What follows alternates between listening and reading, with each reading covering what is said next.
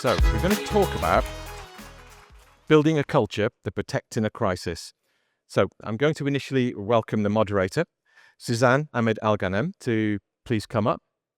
And the panel members, Waleed Abdelrahman, Shaimaa Kamal, and Paul Slater. Thank you all for taking the time to come today to take part in the panel. Good morning, everyone. I hope everyone had their coffee and enough caffeine to at least to last them till the end of today, inshallah. We hope you enjoyed the panel discussion. My name is Suzan Ghanem, so I'll be your moderator today. I'd like to introduce, if each of the panelists can just give a quick introduction about themselves, starting with Mr. Waleed. Hello, everyone. My name is Waleed Abdelrahman. I'm Region Security Compliance from NEOM.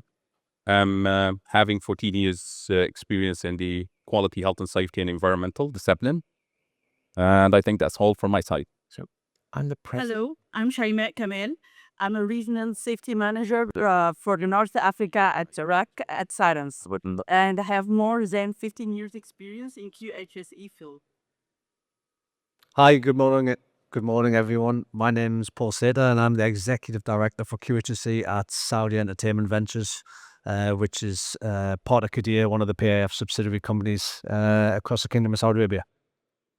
Wonderful. Welcome to our global leaders to Intersec for today. So we can just go ahead and start off with, since the whole topic is building the safety culture, when it comes to crisis management itself. So we hear the crisis plans are looks great, beautifully developed and organized and put and documented on paper. But what does that imply to you guys when it comes to planning and execution? Well, from my perspective, is all about there's a key differences between the documentation when plans actually resides in terms of documentation and between the execution itself. Things actually looks really beautiful and wonderful in the documentation, where everything being reflected reasonably and everything.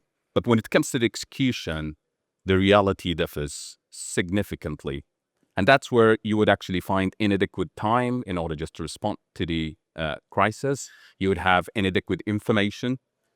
Communication and the coordination channels to some extent could be disrupted. So there will be actually a key differences between what is written and what is in the reality. And that has to be the concept between the planning and execution. From my point of view, safety culture is the backbone to have executable actions for crisis management is a shop floor.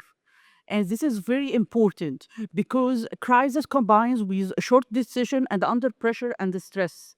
And if the workers are not well trained and doesn't have strong safety culture to act safely, it would become a chaos. Especially that during crisis management, the first hours are the golden hours to mitigate risk and mitigate the damage and consequence. So we've actually just been through the process at Seven in terms of developing all of our crisis management framework, our business continuity plans, and our emergency response plans as well. So I can speak about this a little bit practically from the lessons and the exercises that we've been through. For those that aren't familiar, Saudi Entertainment Ventures is our mandate is to design, build, and operate 21 entertainment destinations across the Kingdom of Saudi Arabia. And that comes from design, build, and operation as well. Within those operations, we've got everything from water parks to indoor ski centres to family entertainment centres. We've got some good partnership with some global IP brands, Hot Wheels, and some other large concepts as well. So there's a lot of different risks from the operational side of things that we've had to consider when we've been going through our emergency response planning and business continuity. So our first aim when we started developing our framework was to make whatever we developed as simplistic as possible. At the end of the day, the people on the ground, the operational teams, need to be able to take what we've developed on paper and make it effective and make something that's going to work in the heat of operations, in the heat of a crisis. So I think somebody touched on this earlier in terms of developing our framework, we could have the best developed frameworks which look fantastic on paper, but when we transition them into actual operations, that is where the difficulty often lies. And we've done this in a number of ways. We've made sure that all of the team, all of the leadership team are engaged first of all, to make sure that we get their buy-in, commitment, and culture around this as well. We've also made sure that all of our management levels, we've been through detailed training programs, simulation exercises, and as we move from our delivery phase into operations this year with 5 complexes due to open this year, our main focus now is how we transition this into practical operations on the ground. So embedding training programs, continuous training programs. We've actually identified 19 potential scenarios which are within our emergency playbook, and we're now going through simulation and testing of each of those crisis scenarios to make sure that on day 1 of opening, which will be April this year for our first complex, on day 1 of opening, our teams are trained, they're competent, and they know how to go through the actual the physical plans on paper. Wonderful. I have so much questions for you later about the testing exercises for Great. sure. Shaimaa, you did mention about the safety culture as a foundation, but my question is for all of you: why is safety culture is considered the foundation? Especially when it comes to crisis preparedness. Rather than just a supporting element. Well, from my point of view, is always about having a values and attitude, or shared values and attitude and a behavior. That's why safety culture plays a central key factor, which makes the crisis response really effective in so many terms. And that's actually reflected on the real life when people actually are behaving based on the safety values, and they're reacting and responding to every problems and safety-related issues in that context, based on safety values. Not only about or around the crisis plans, because crisis plans should always be as a framework that guides us during the crisis and the emergencies. But we need actually just to have some boundaries where the people actually can move and can make some judgment calls in that terms. So that's why when the workforce being driven by the behaviors, attitudes, so they can respond to that crisis effectively, as if they are really working as a daily working routine. And this is where we can actually recognize the risk itself. We can report the risk itself. We can respond to it effectively. And that's actually how the workplace should be moving around that context. Under pressure and the stress, the workers behave by their habits. If they doesn't have a proper safety culture, okay, it will not behave safely. And if there is no leadership, strong leadership in the organization and workers' engagement, we will find a complacency. Nobody will report or escalate the emergency and the crisis plan. Okay. For this reason, it's very important that a strong safety culture being developed and built previously, before the real disaster strikes. For this reason also, it's very important to train people, okay, how to act safely in case of the disaster, to keep their level of safety culture and to drain high and effective in case of disaster and in case of crisis. Some of the greatest challenges that we're going to face as we move from construction operations into towards actual physical operations is the varying standards, awareness, and understanding of our teams. We're slightly different in Seven in the fact that we're not just one project based in one location. We have 21 complexes across the whole of Saudi Arabia, from remote areas, Tabuk, Abba, Jazan, into central areas, Riyadh and Jeddah. So one of our most significant challenges is getting the framework that we've developed and putting this into practice in each of these 21 destinations with 21 different teams, 21 different sets of managements, all feeding into one corporate office. So making sure that our framework can run consistently across the 21 projects is going to be one of our greatest challenges as we roll through the testing exercise.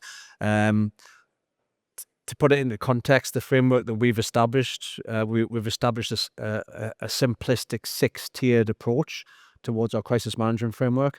Tiers 1 to 3 are essentially managed by the operational teams on the ground.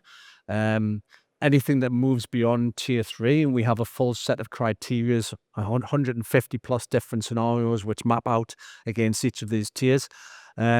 Tiers 4 and 5 are the end of tier 3 is the trigger point when it moves into sort of corporate crisis management. Tiers 4 and 5 are the corporate crisis element parts, and tier 6 is the sort of government aspects which would feed into us, economic crises, big crises which are taking place in Saudi Arabia, which would then feed into us as an organisation. But that's the way we've set the framework up, to try and keep it as operational as what we can until it reaches a certain point at which the escalation then transitions into the corporate elements for tiers 4 and 5.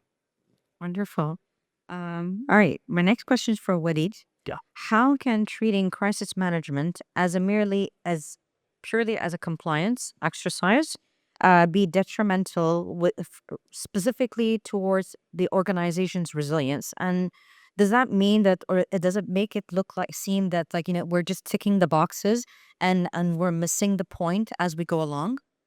Well, yeah, like from experience, is all about the compliance is always actually focused on the plans that really looks really well and brilliant for the business.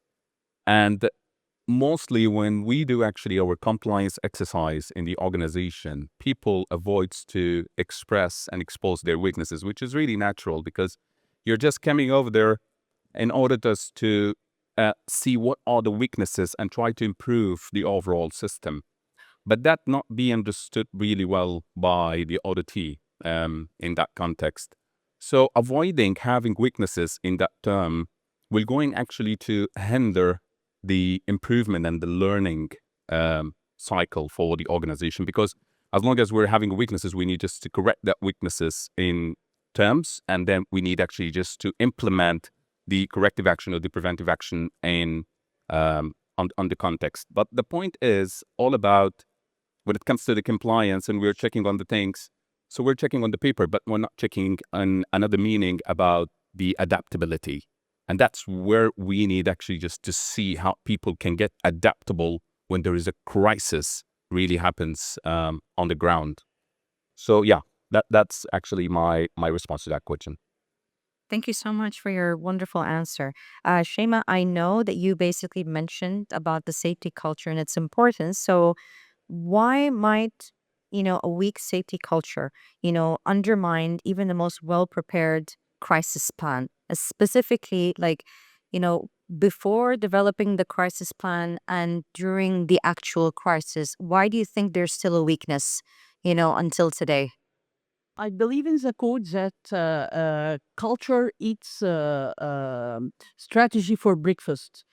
Yes, weak culture it's any strategy, crisis management strategy or emergency preparedness.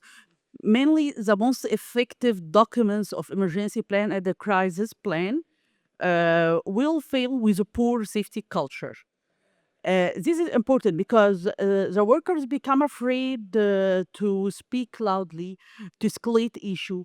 They become afraid and not encourage they're afraid of blaming or to be shouted. Okay, that's true.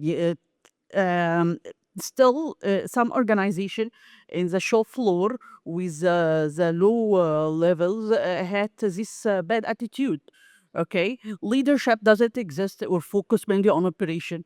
All these aspects of weak safety culture.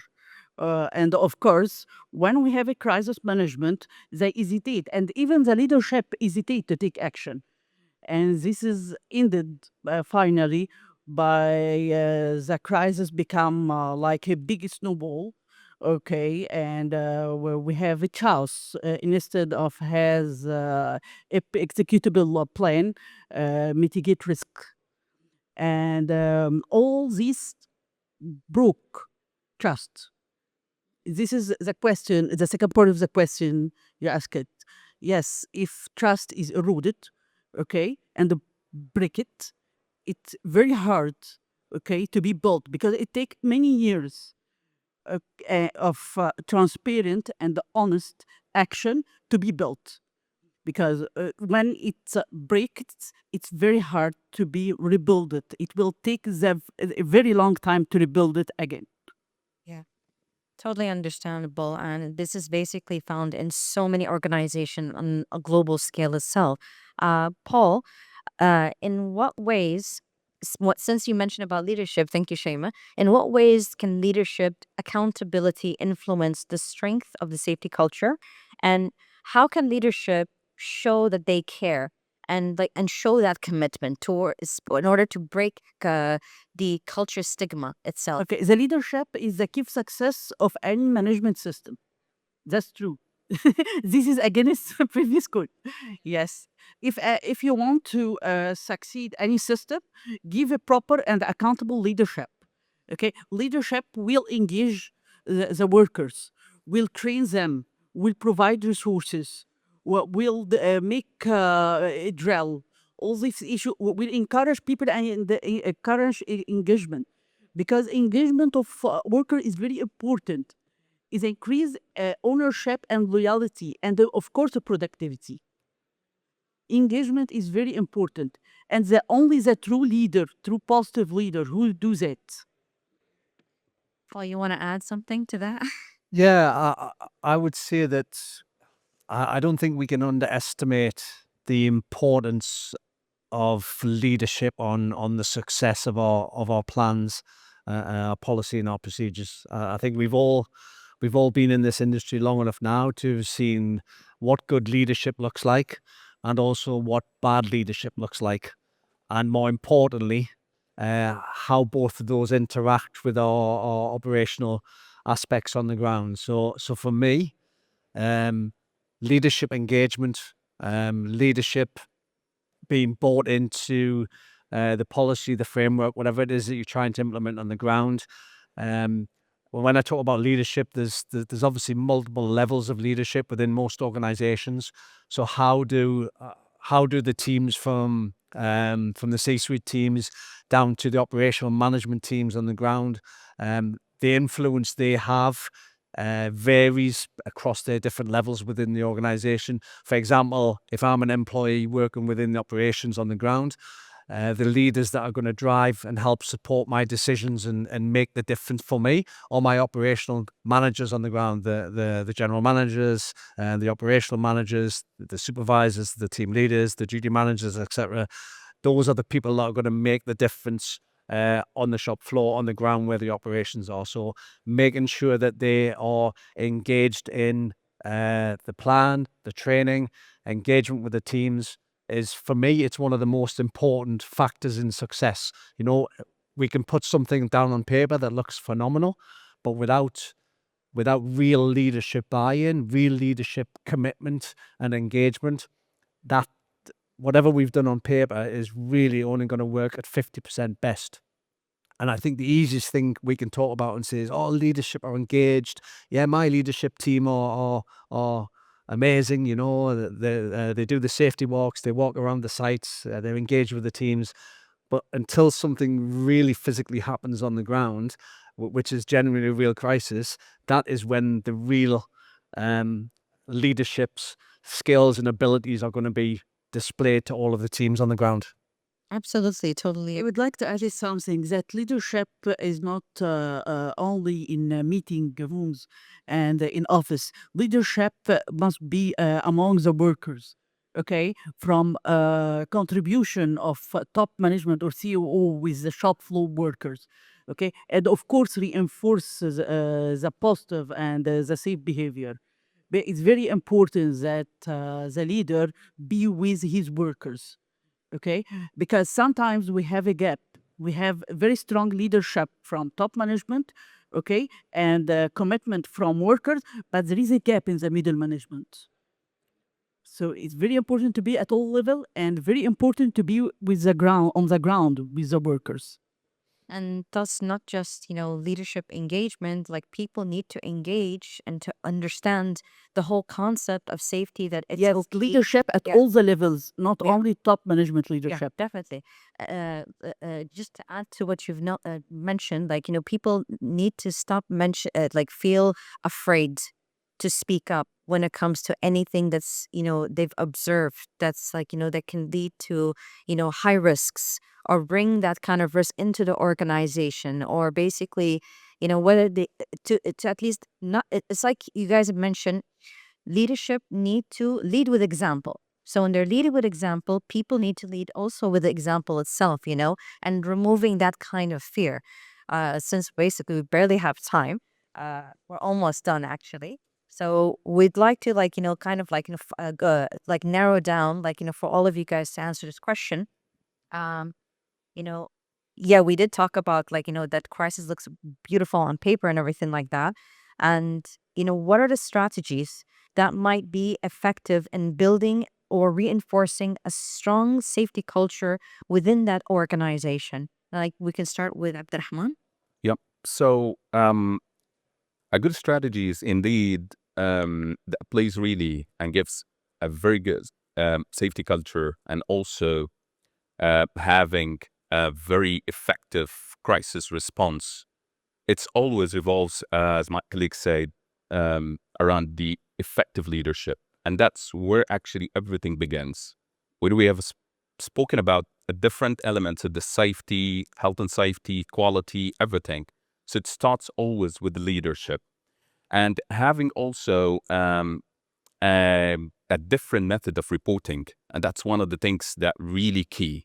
And I think most of the organization ignores that part about the reporting. And sometimes they can actually assume that the reporting of some minor things or minor stuff cannot be worthwhile.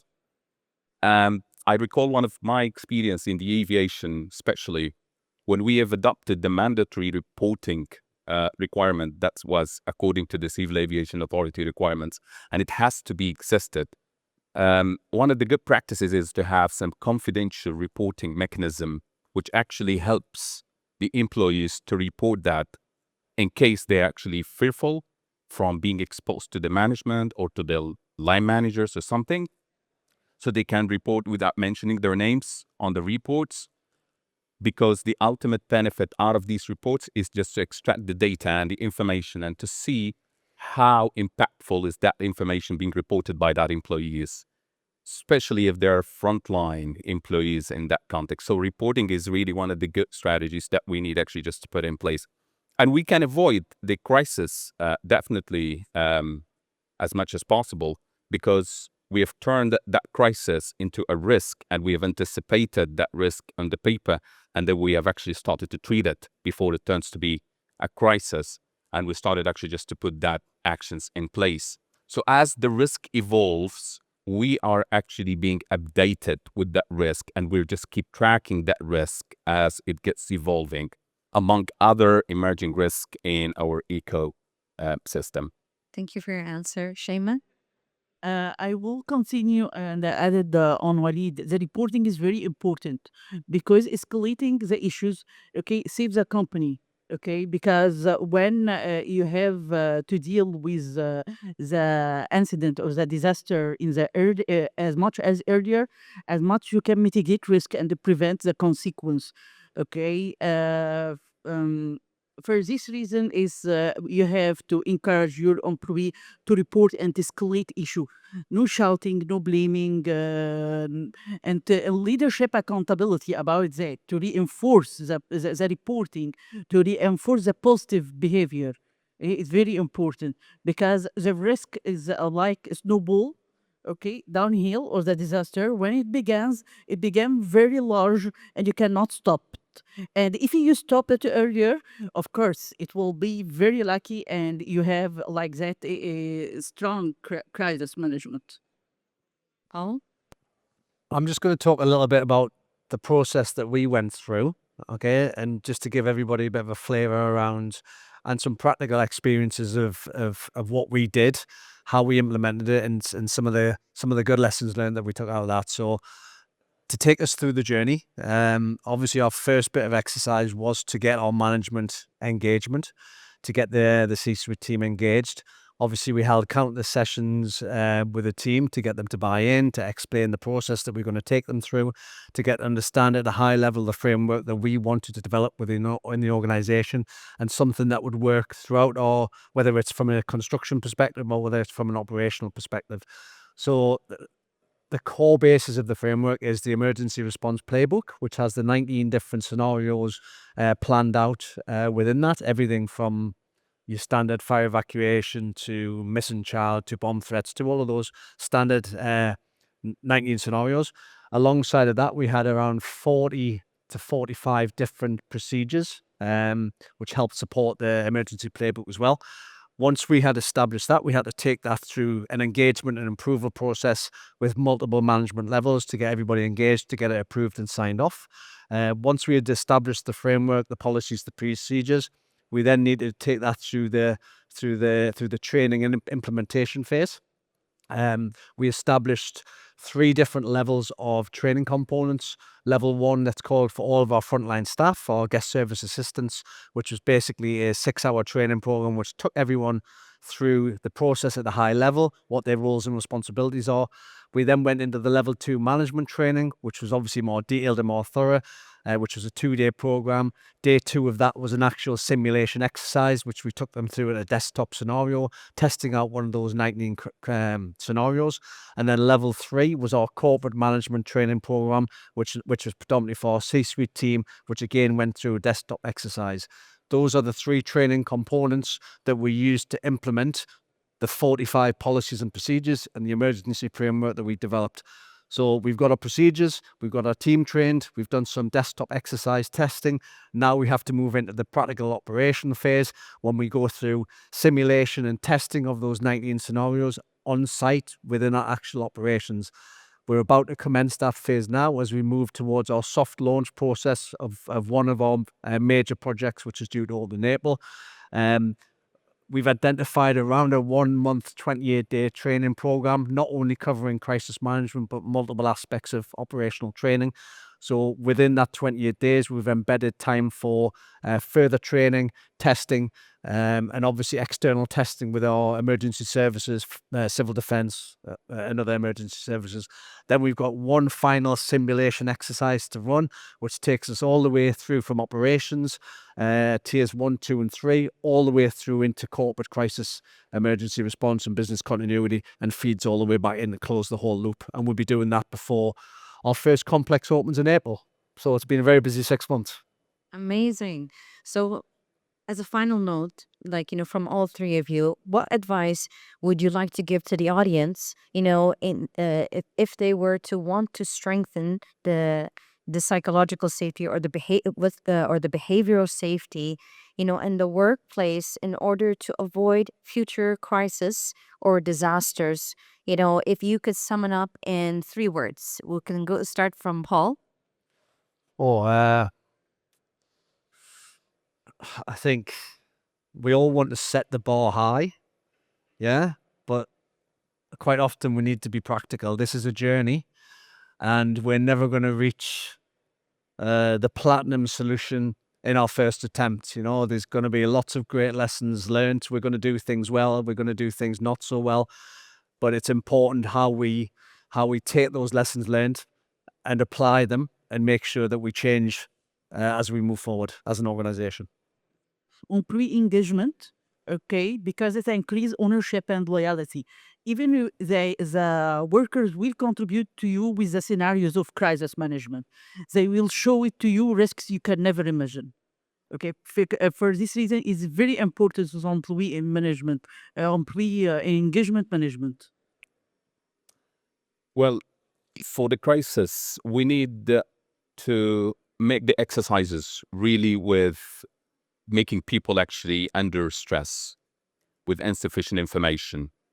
with a chaotic situation, not everything regular. And that's how we can actually anticipate that would be a very effective crisis response. Secondly, I can end up with empower and don't over control. Thank you so much. Thank you to our beautiful panelists for your wonderful experience and expertise. Thank you to the audience for your patience and hearing us out. And if you have any questions, the panels will be at the IOSH stand. And as they say, just ending with the final note, IOSH continues commitment in advancing safety through innovation.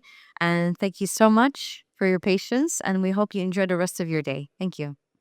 Thank you. Thank you. To meet you, Paul. Hey. Nice to meet you.